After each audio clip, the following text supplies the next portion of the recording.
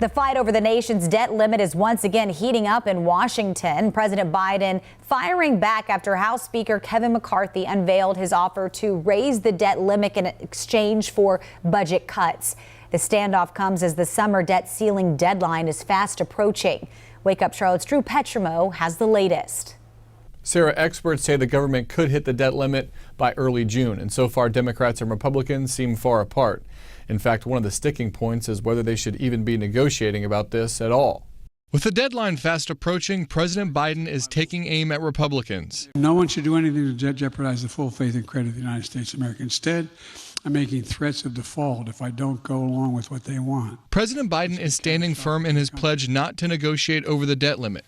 He argues it's a routine procedure to pay the nation's bills. He even quoted former President Trump to make his point. He said, quote, "I can't imagine anybody ever even thinking about using the debt ceiling as a negotiating wedge."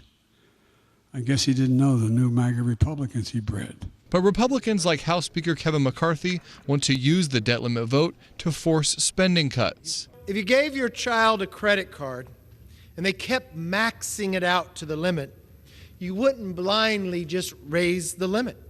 You'd change their behavior. McCarthy outlining a new Republican proposal to raise the debt limit if Democrats agree to cut spending, including canceling the president's plan to forgive student loan debt, limiting spending increases, taking back unspent COVID funds, and rescinding funding for new IRS agents. President Biden has a choice. Come to the table and stop playing partisan political games. Or cover his ears, refuse to negotiate, and risk bumbling his way into the first default in our nation's history. Experts warn the government could hit the debt limit as early as June.